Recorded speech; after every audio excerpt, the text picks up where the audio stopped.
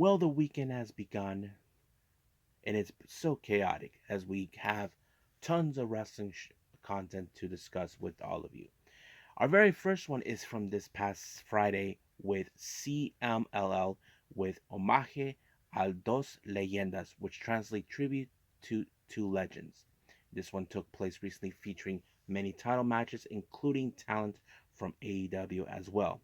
And then, of course, we move on with Stardom with their latest show back with Sendai, featuring two title matches and very interesting special matches we definitely going to go into. And then finally, we have AEW Collision, continuing with the quarterfinals of the AEW World Tag Team Tournament, and of course, an open challenge by Adam Copeland and plenty more. And then we cap it up with some news updates to give you updates on what's been happening in the world of pro wrestling, such as what events the promotions are throwing out, who's booked, what matches are set, any developments that is happening in the world of wrestling that many of you need to be aware of. So, let's get ready for another episode of Deleted Wrestle Zone.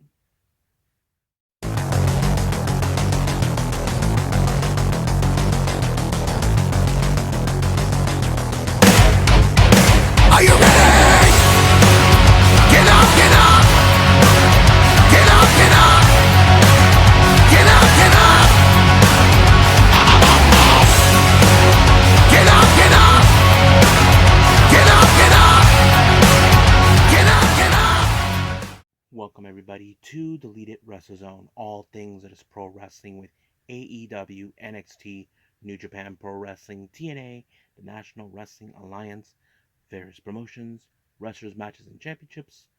I am your host, Gerard here. So, if you are new to the channel, welcome. This is a channel where we do a lot of pro wrestling reviews from various promotions, not only here in the United States, but also in Japan, Mexico, Canada, Europe, the UK, anywhere in the world where pro wrestling is not as big, but it continues to grow. We also do discussion videos, talk about various topics such as the wrestlers themselves, the promotions, factions, storylines, whatever we want to talk about. We also do, of course, more news updates. If I'm unable to put it on this episode, I can put it on a separate video by itself. We also do real-time news updates to keep you guys on alert if something interesting that's happening in the world of pro wrestling that needs to be tell about. And then, of course, we have the Unagi Sayaka Watch and various other cool things as well. So if you like what you see, please subscribe to us. So click on that subscribe button. You'll be getting a lot of daily reviews and other cool stuff on this channel. But if you like this episode, please give us a like on the like button or leave us a nice comment in the description down below.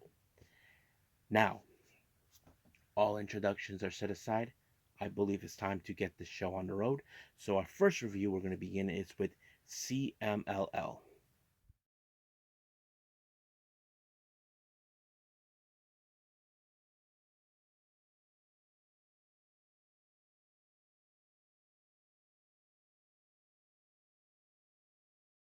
Alrighty, it's time for our first review, and that is, of course, with CMLL, Consejo Mundial Lucha Libre, one of the oldest promotions of all in Mexico. If you guys know this promotion has been around for almost 90 years.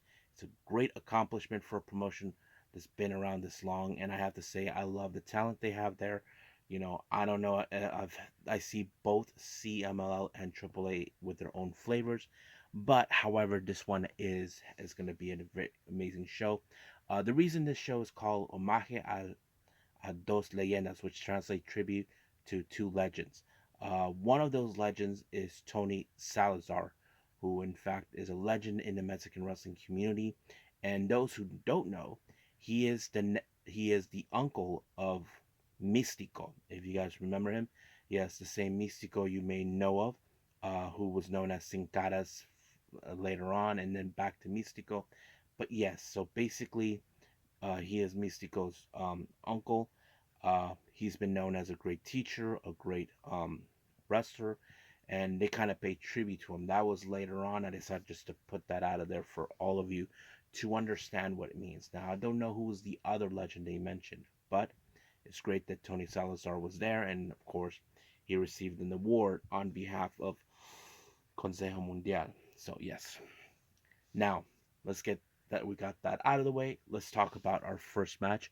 Our first match is tag team action. It is of course for the Mexican national tag team titles. We have Neon and Brillante Jr. taking on Magnus and Rugido. Now, if you guys remember Magnus, I reviewed about him recently while he was doing Fantastica Mania Tour in Japan.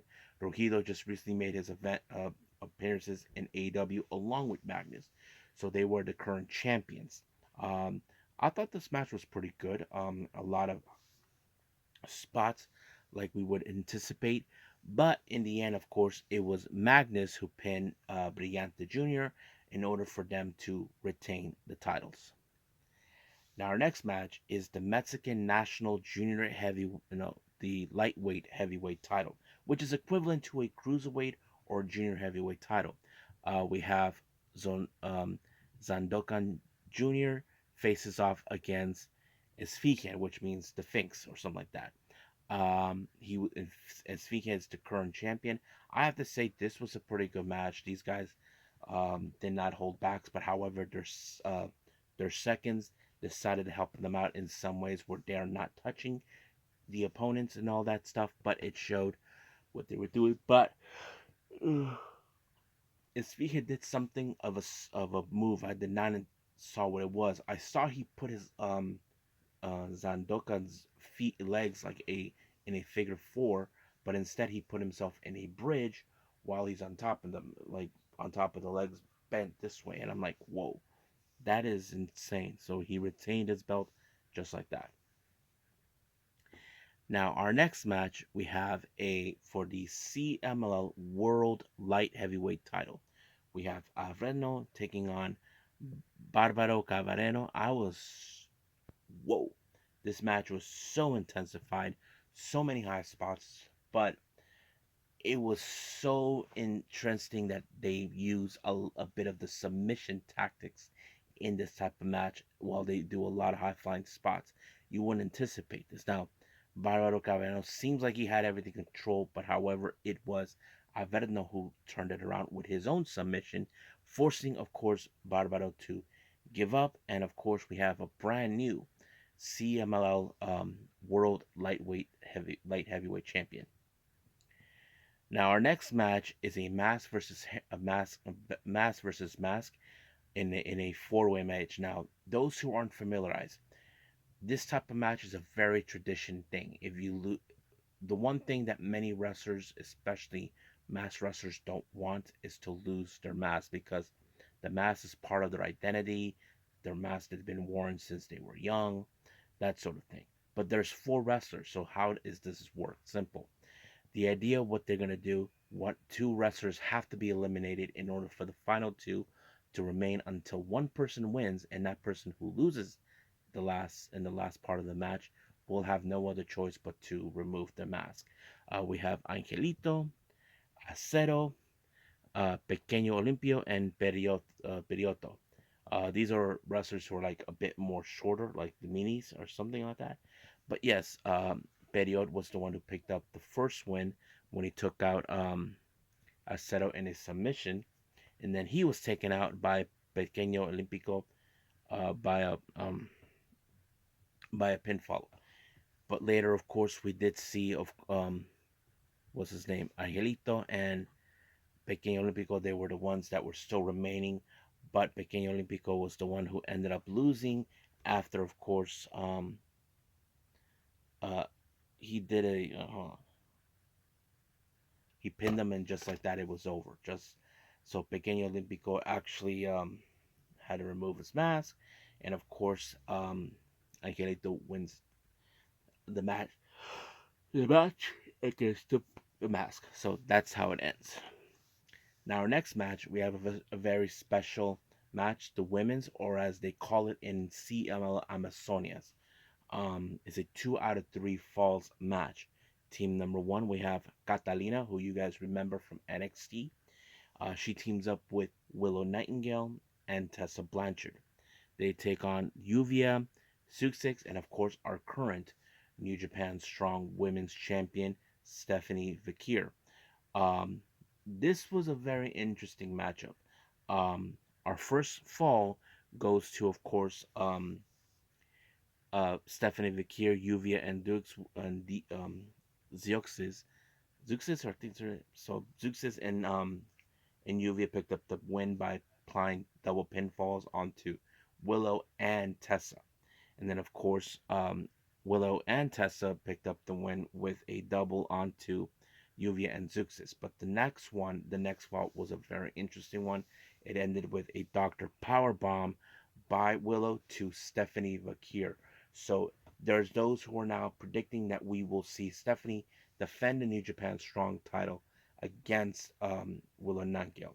I wouldn't be surprised if this is going to be in a New Japan show, and more likely it could.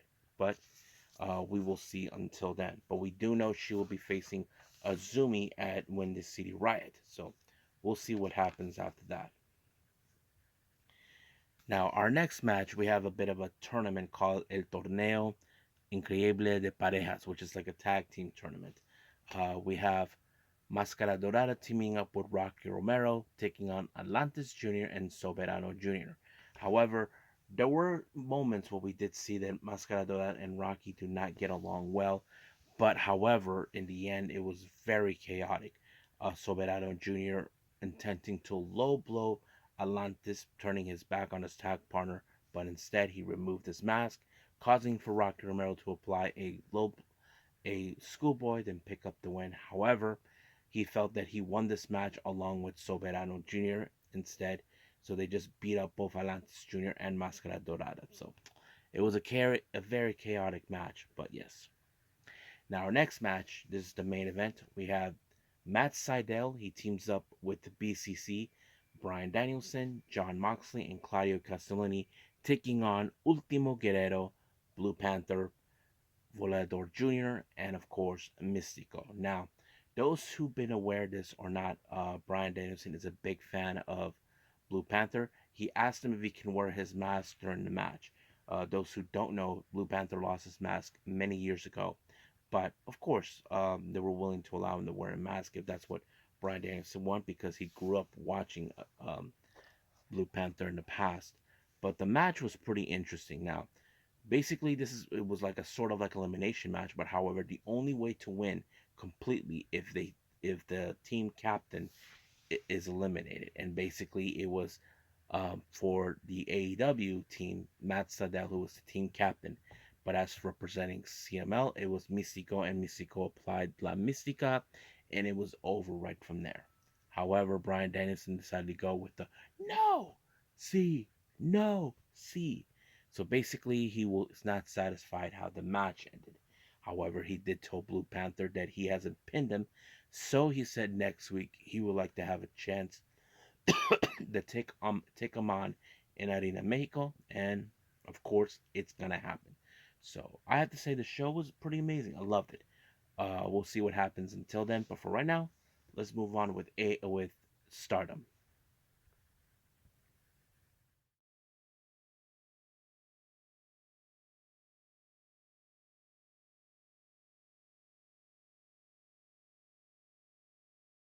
Okay, Stardom with in Sendai. Now this is the most recent show. As we probably speak, we'll be doing the one later. At the possible next episode. Now, our first match, it features, of course, the Rianne's debut, which is one of the newest rookies. Now, recently, Rianne approached Starlight Kid and asking her if she can be her debut opponent, which, of course, Starlight Kid gradually agreed, but of course, the paranoid Rena showed up, did not thinks that Rianne was after her belt. Rianne had no interest in that just yet. She just wanted her opponent. So I don't know why she went in a temper tantrum, but the match itself was pretty interesting. I mean, Rianne really showed a lot of promising, but however, she was still no match for Starlight Kid. When she applied a moonsault on her, it was over. Starlight Kid even put out a promo, but later it turns out that Rianne said that I don't know if the translation was right, like she's her idol or something like that, and I think it struck something for Starlight Kid. I wouldn't be surprised if somewhere down the road if Starlight Kid would like her to join Oedo Tai. I'm sure Starlight Kid will definitely consider that, but we'll see what happens. Now our next match, this one is called a Cosmic Angels Decision. Now let's go back to what this one's about. This past February, Sayaka Kurara, who made her debut last December, made her appearance. However, in the start of this year, um, Yuzuki made her transition appearance to appear to join Stars, and then little by little, everybody were joining the respective factions that they wanted to join. Sayaka Kurara was one of those wrestlers who hasn't made a choice yet, but when she was in a match with Mai Seda, she in fact asked Tam Nakano if she can join, and of course she became an apprentice. And a month later, we did witness the return of Aya Sakura, who's been gone for 8 months due to an injury. Um, she also made her intentions known that she wants to join the Cosmic Angels and put out saying she was going to be the first member before Kurara did. So it was very interesting how this was going to be. And then, of course, Yuna Mizumori made the decision to accept her regarding that Tam Nakano didn't had a say in it. But she was willing to see how this was going to go. So they put her both. So basically, um, they ended up being in a singles match. And I have to say, these girls went all out. But unfortunately, this match ended in a time limit draw reaching 10 minutes. Then Yuna actually gave her assessment saying that both of them were, that was not easy to go in and something like they're in or something. But Tam did not like how this result was in. So she stepped up and saying, how about this? How about the three of you, Yuna, Sa- Sakura, and Kurara, team up to take the three of us, Tam herself, Boy, and of course Sayuri. So basically, that's gonna happen. So basically, they gotta put their A game on the line on this one. Now, our next match is a four-way tag match. We have Oedo Tai consistent of Raka, Rina versus EXV Hanako and Waka. Then, of course, there's God's Eye, Rana Yagami, and Saki Kashima. No, scratch that. It was a three-way tag match. Of course, Saki Kashima will try to weasel her way in and out in every match. However, of course, EXV are trying to build up momentum for in hopes to get another opportunity of the new blood tag titles. But unfortunately, it was Raka who picked up the win by pinning Rana Yagami, and just like that, it was over. I'm sure that EXV are frustrated they did not get the win, but they have to build up that momentum themselves. Now, our next match, we have a three-way match. We have Mai Sakurai versus Lady C versus Yuna Mizumori. Now, those who saw this or not, Mai Sakurai came out with an old gear, the red gear that she used when she was still with Cosmic Angels, and the same gear she used after she joined DDM. It was very, very interesting that she showed up in that gear. But however, of course, there was still some unresolved issues between both her and Lady C after what happened back in 2022. But however, it was Yuna Mizumori with the the TP Sunshine, Tropical Sunshine, onto Lady C to pick up the win. And then once again, Lady Mai Sakurai decided to throw a little promo, despite the fact that she did not win or lost, and it was the last one she was going to do before that. But we do know her final match will be the next day. It will be her with team facing off against Tam Nakano. So I can't wait to see that one. Our next match is a Stars special gauntlet match. We have, as you know, Yuzuki will be leaving Stardom soon, and of course, this is a match where she faces all 6 members of Stars. The first, they only have 1 minute in order to do so. Now, her first opponent was Mayu Iwatani. Well, unfortunately, that match ended in a time limit draw of 1 minute. Then the next person was Koguma. I would have assumed that Yuzuki would have had the opportunity to beat her, but nope. Unfortunately, this match ended also in a time limit draw of 1 minute. Then after that, it was the bear herself, Koguma. Once again, time limit draw, 1 minute. Then after that, Azuki, the same thing, um, a 1 minute time limit draw. And then the next person was, in fact, Saida. Well, Saida was successful to pick up the win with only 2 seconds to spare. She defeated Yuzuki with 58 seconds. And then, of course, the final one, Hanan, our winner, our Cinderella tournament winner. Unfortunately, she did not win by in this match in a time limit draw. So I thought it was a very interesting match, and it was very good.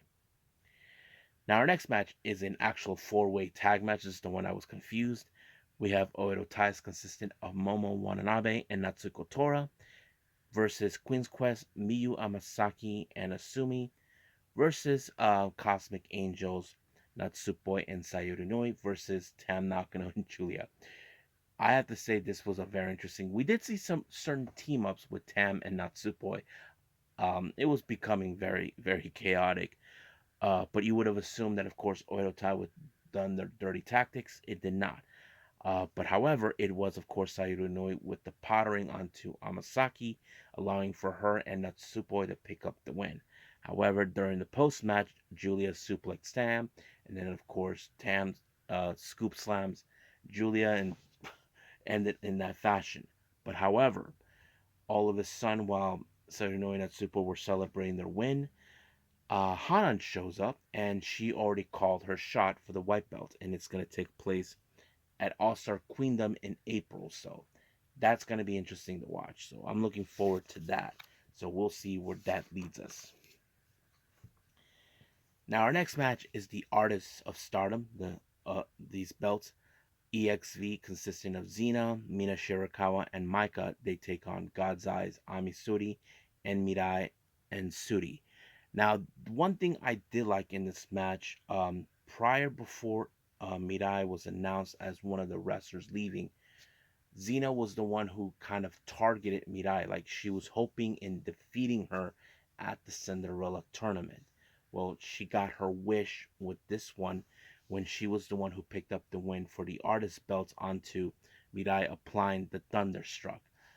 I figured that this match was going to fall in favor of EXV due to the fact that Mirai would be leaving, so it ended just like that.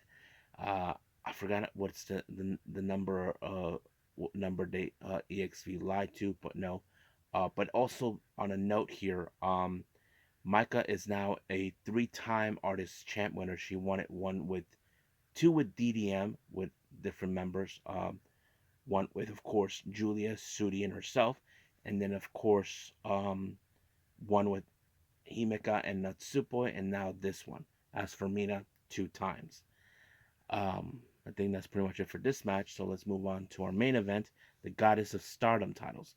Crazy Star, Mei Sira, and Zuzu Suzuki taking on Aphrodites from Queen's Quest, Utami Ayashida and Sayakami Tani. I have to say it was a pretty good match. I loved it. But I figured that this match, much like what we saw with the artist belts, it was going to fall in favors to Crazy Star, picking up the win thanks to Zuzu with her German suplex that picked up the win onto Utami Ayashida, and they become the champion. So it was obvious that this match was going to fall like that, but it is what it is. Hope I can see the next one after this one, which is the final matches where we see Yuzuki, Mirai, and Mai Sakurai. But we'll see what happens. But for now, we just end things with this one and move on with AEW Collision.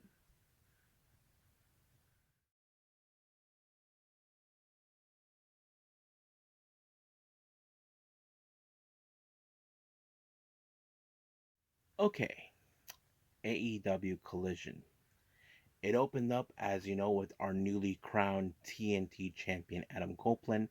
Well, I know that weasel, Nigel McGuinness, who's in commentary, is not happy with the fact that Adam Copeland won. Well, too bad, Nigel. You just gotta shut up. But, however, as you know, before Adam Copeland became the TNT champion, he used to do the Cope challenge, which means it's an open challenge to anybody. But now he decided to raise the stakes. He decided to not only have an open challenge, but also put the TNT title on the line.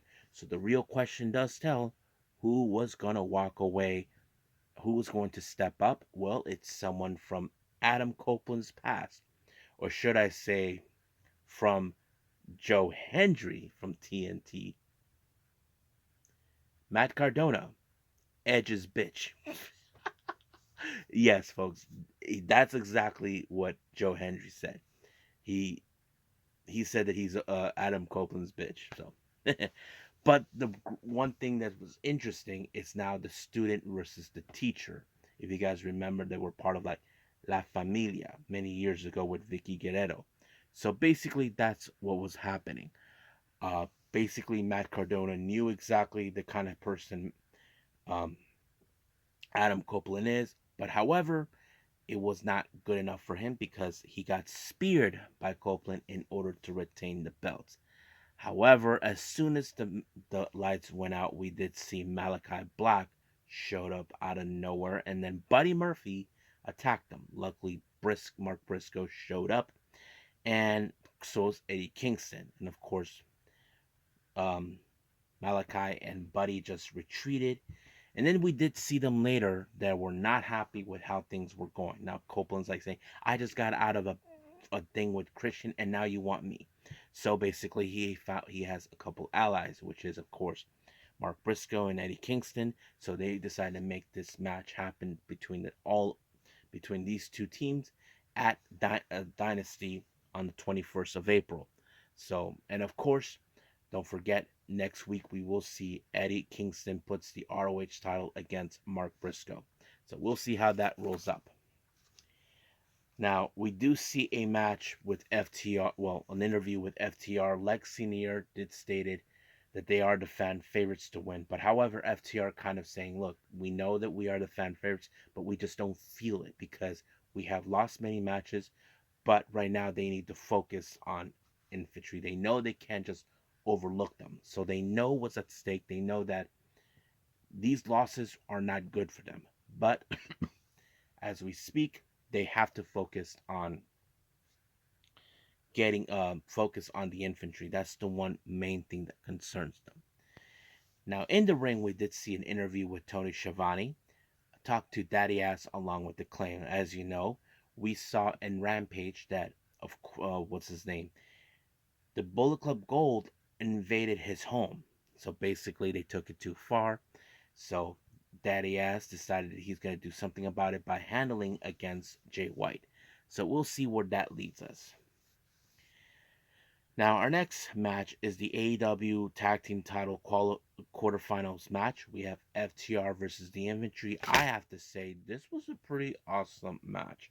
I mean, you can tell that the Infantry are not playing games. They feel like they really are determined. Like they're hungry. They want to do this. They want to pick up some tag team gold.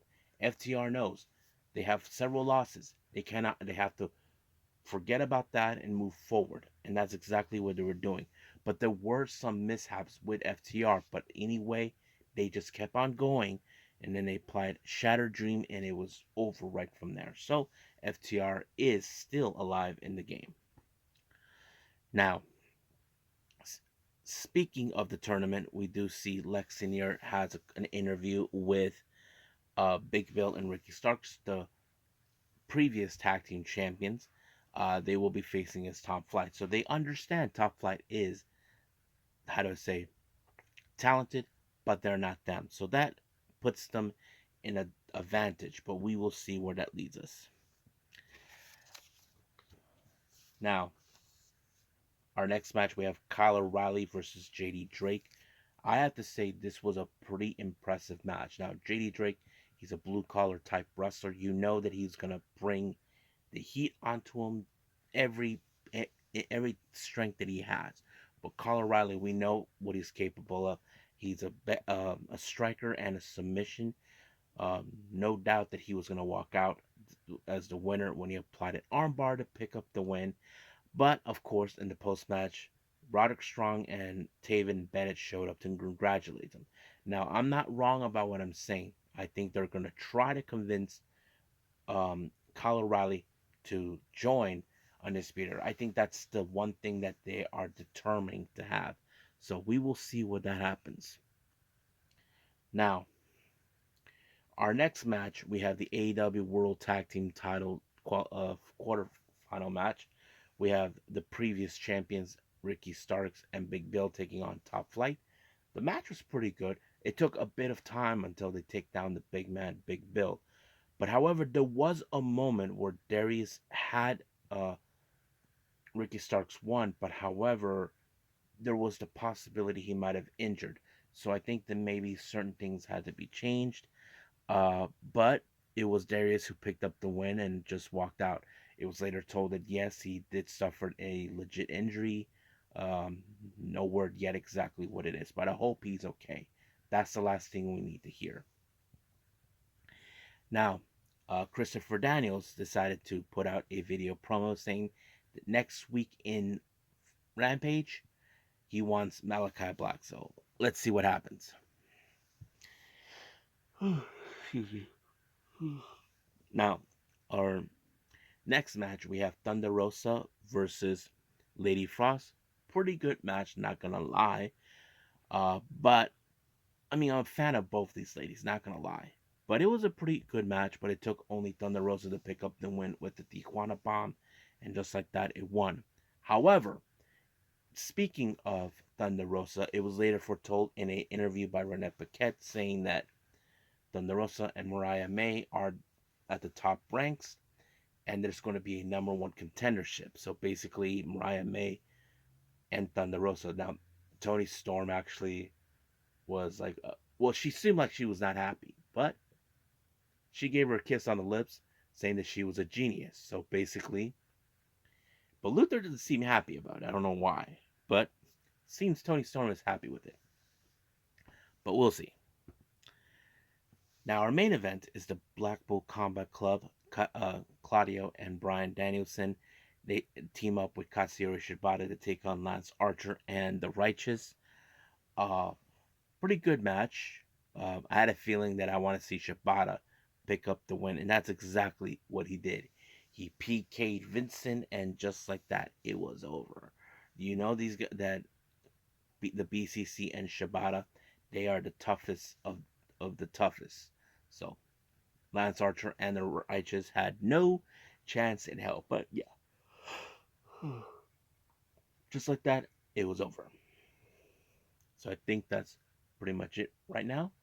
I think it's time for our last and final thing, news updates.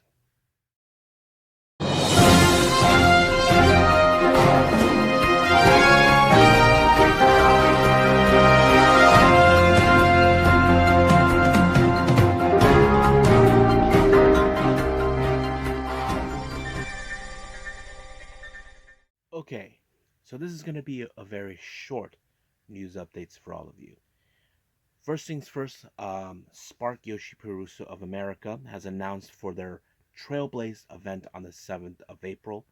As you know, Saki is the current Spark Yoshi Atlantic champion, which is the eastern side of the United States. She'll put her belt on the line against Vert Vixen. So I'm looking forward to hear what's going to happen on that one. So that's our only update with the promotions. Now let's talk about some interesting developments. Our first one was reported by Fightful Select about Mike Santana. There's been sources that have been revealing that TNA has been planning to bring him in. Now Santana hasn't been in Impact, now TNA, in a couple of years before he signed with AEW. So we'll see what happens. I'm sure that many fans will love to see Mike Santana make his appearance there. Now, also reporting by Fightful Select, it was foretold that Cody Rhodes has signed a multi-year extension with WWE. It's still unclear how long is the extension or what it leads to, but we'll see where that goes to as well. Now, finally, a very interesting thing has been put on social media, more specifically on Instagram. As you know, Tessa Blanchard recently I don't know if she's now officially divorced from Daga. I did report it that Daga has a new woman in his life, and that woman is Xena from EXV, who just recently won the artist belt. Well, it turns out Tessa has now a new man in her life, and I just recently reviewed him on the latest CMLL show, Esfinge, Esfinge, which is the Sphinx. So I was like a bit of surprise. It's actually on her Instagram page. So if you guys have her on Instagram, go check her out. I don't know exactly how long the relationship's been. I don't know how long it's been quiet, but it's great that she is, getting back. Hopefully being in a relationship. We know things have not been they've been difficult with her and Daga in the past, but we'll see how things will go with her. So I think that's pretty much it. So I think it's time to call it a day. Well, I hope everybody enjoys this episode. Coming up now, I'm still not 100% sure if I'll be able to see the much recent show with Stardom, the one for Sunday in Yamagata. I'm so pumped for that one because we're gonna see um, Mai Sakurai, Yuzuki, and what's her name? And Mirai have their final matches in Stardom. We know that Julia will be in her. Will have a match against Suzuki. Tommy last with Queen's Quest. I think there's going to be a lot of talk about that, and I'm sure I will do some discussion video about that at some point. But we'll see. But as of right now, that's the plan. I haven't decided yet what I'm going to do from here on moving forward. But we'll see. But as of right now, I will see you guys in the next DWZ time, same DWZ channel. I must bid all of you adieu. So, goodbye, and have a nice day. Bang.